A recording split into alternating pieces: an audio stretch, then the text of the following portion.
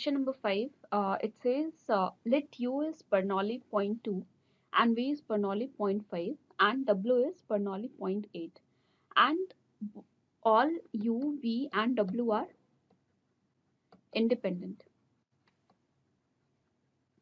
Okay.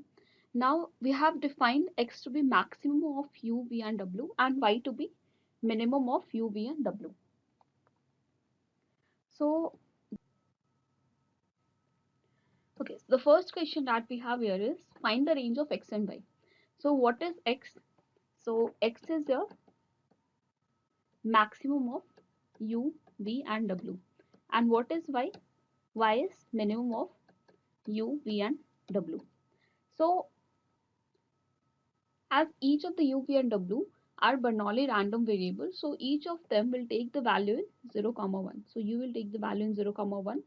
V will take the value in 0, 1 and W will take the value in 0, 1.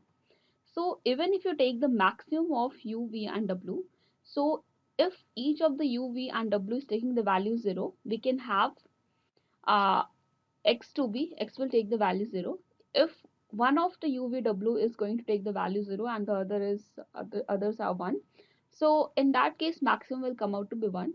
And similarly if each of the U, V and W are going to take the value 1, so again the range the maximum is going to take the value 1. So the range of X is 0, 1. Similarly in case of Y, each of the U, V and W is going to take the value 0 and 1, and if each of U, V and W is taking the value 0, then minimum is 0 of course. But if any one of them is going to take the value 0, then again the minimum will be 1. So in that case, in every case except when all the U, V and W are going to take the value 1, only in that case the minimum is going to be 1 and in other cases it is going to take the value 0. So again the range is 0, 1. So we can say that the range of X and Y, so Tx equals Ty equals 0, 1. So this is your answer. Okay. So the second part of that question is find the probability that X equals 0. So X equals 0 means what? X is maximum of U, V and W. And we are saying we have to find out what is the probability that maximum is 0. So maximum can be 0 only if each of the U, V and W are going to be 0. So U equals 0, V equals 0 and W equals 0. And since it is given that U, V and W are independent, so in such cases we can write that this is equals to probability U equals 0 into probability V equals 0 into probability W equals 0. So since U was Bernoulli 0.2, V was Bernoulli 0.5 and W was Bernoulli 0.8. So probability that U is going to take the value 0 is going to be 0.8. Probability that V equals 0 is going to take the value 0.5 and W equals 0 is going to take the value 0.2. So this is going to be 0.08. So this is your answer.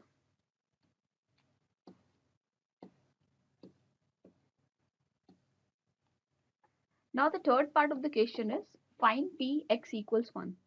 So as we so we have to find probability x equals 1. So we know that the range of x, P of x is 0, 1. We have already found in the previous question that probability x equals 0 is 0.08. And since x is taking just two values 0, 1, so probability that x will take the value 1 is going to be 1 minus probability that x equals 0. This is 1 minus 0.08. So this is going to be 0.92. So this is your answer.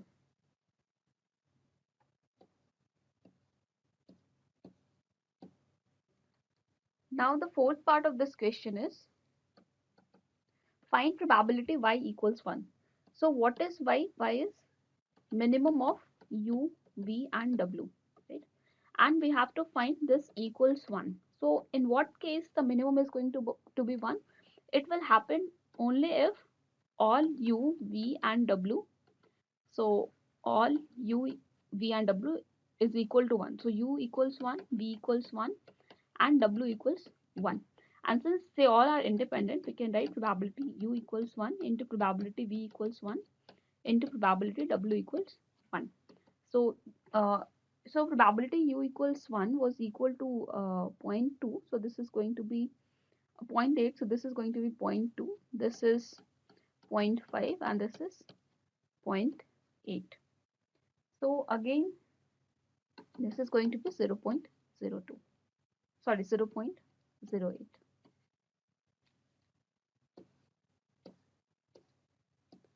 Similarly, probability y equals 0.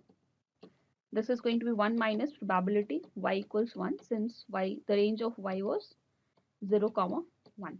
So probability y equals 1 we have already found in the previous question. So that was 0.08. So again this is going to be 0.92. So question number 6 is, let x and y be two independent geometric P. Assume that z equals x minus y. Now you have to find the value of fz of k, where k is a natural number. So what is given to you is x and y, they are independent and they are geometric P, right? Now you have to take z equals x minus y. So what is the value of fz of k, where k is a natural number, right? So fz of k equals what? This is probability that z equals k. And what is z? Z equals x minus y equals k, right? Let's say I fix y to be equal to I. So if you fix y to be I, so x you can write it as I plus k and y you can write as I. So you know that x and y are geometric P. So their ranges will vary from 1 to up to infinity, right?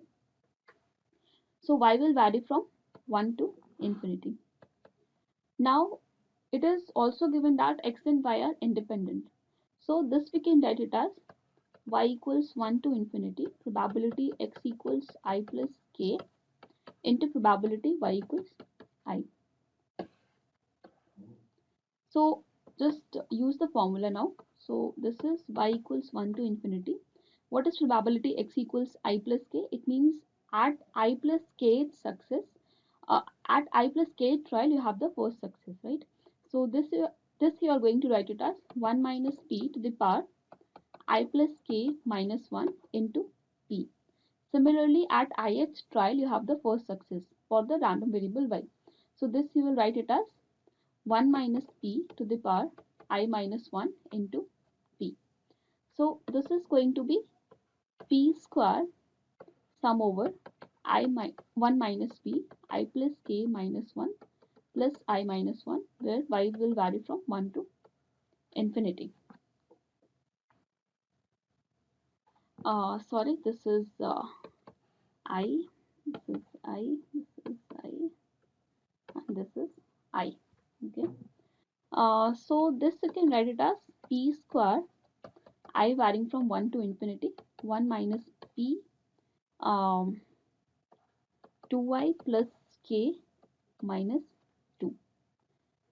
So we can take 1 minus p to the power k minus 2 to be outside. So this we can write it as p square 1 minus p to the power k minus 2, sum it over 1 minus p to the power 2i, I is varying from 1 to infinity. Now this is a geometric series, so we can use the formula of geometric series, and so if you solve it you will get p square 1 minus p to the power k minus 2, and this is going to be 1 minus p to the power 2 plus 1 minus p to the power 4 plus 1 minus p to the power 6 up to so on. So you can take 1 minus p square to be common. So it will be p square 1 minus p k minus 2 1 minus p square, right? This is 1 plus 1 minus p square plus up to so on.